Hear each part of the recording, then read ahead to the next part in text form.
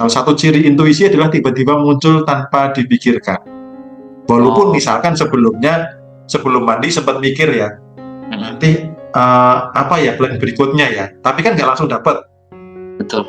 Begitu pas di toilet tiba-tiba celing, loh kok kayak jadi jawaban. Nah itu biasanya intuisi.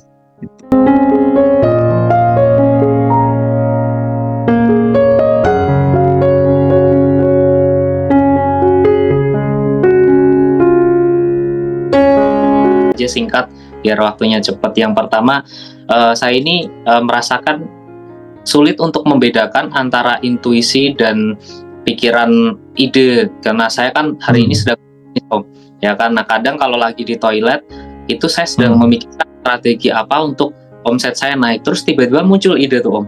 Nah tapi saya pikir itu ide, saya nunggu intuisi.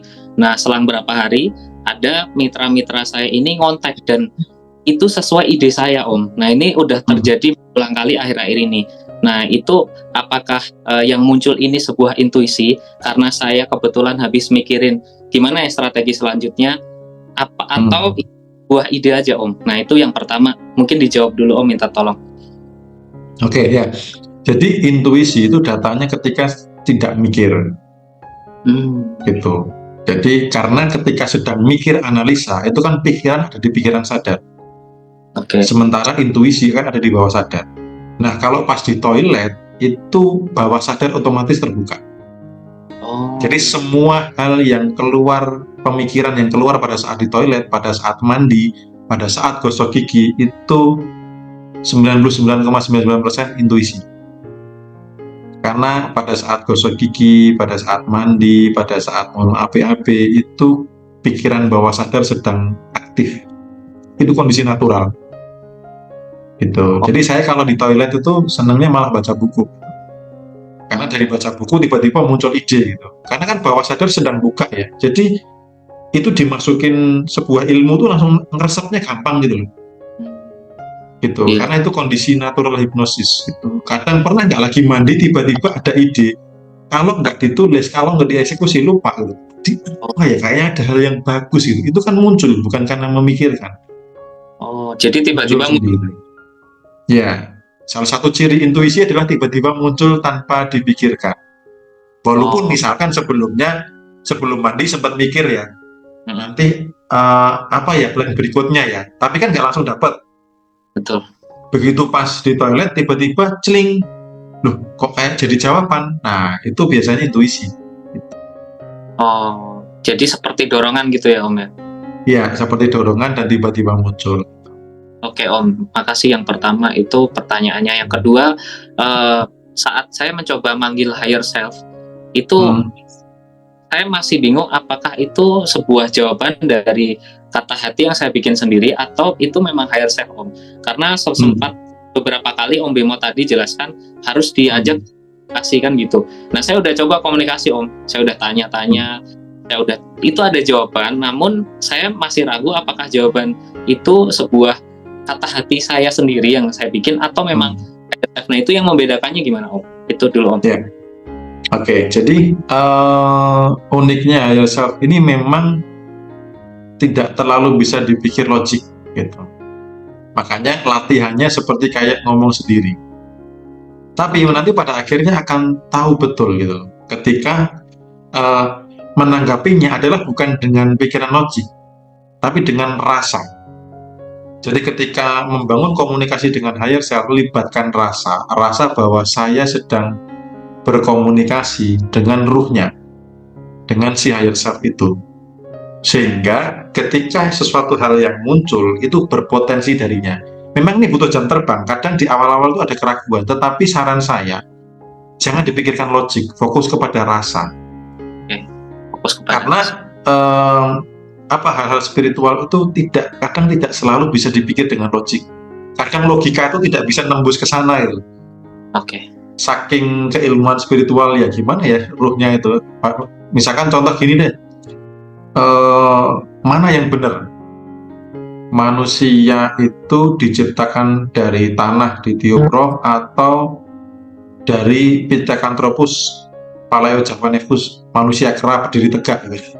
yang benar yang mana, itu kan bisa konflik. Kita tanya ke guru agama, jawabannya beda. Kita tanya ke guru sejarah, jawabannya beda kan gitu.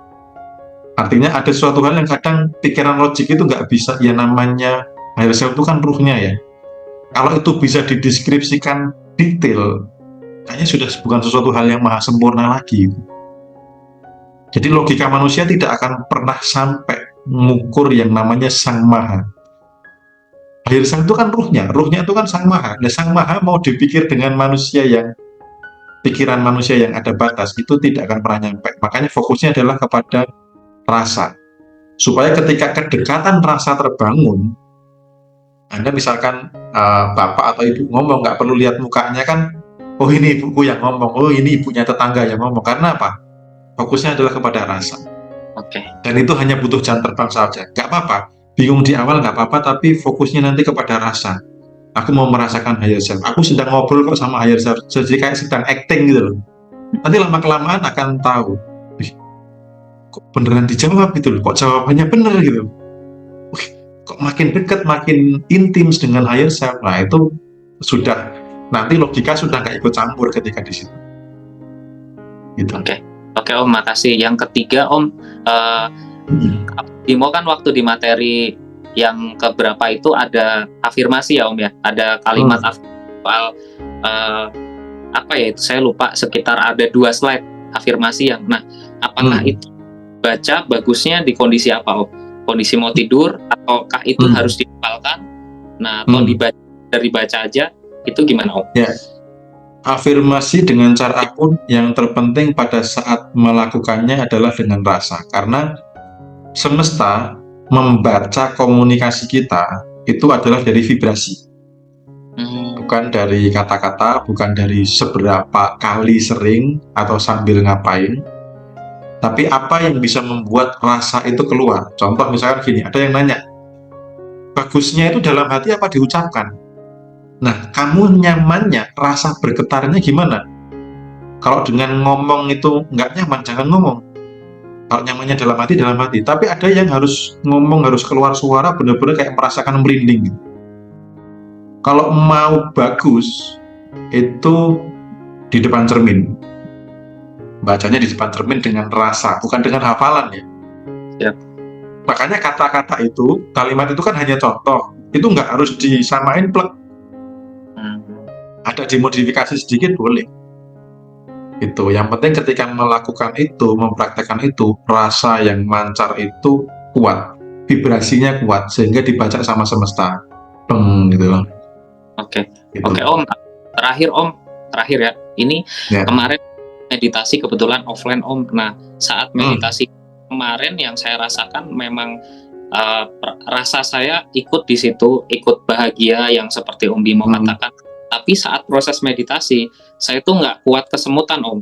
Jadi kaki saya gerak terus. Nah, apakah itu efektif Om, meditasi yang terjadi kemarin? Kalau itu mendistract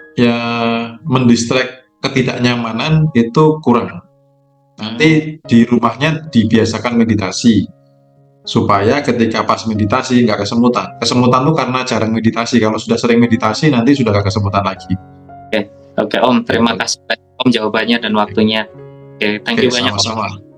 Sama-sama Kak Iso.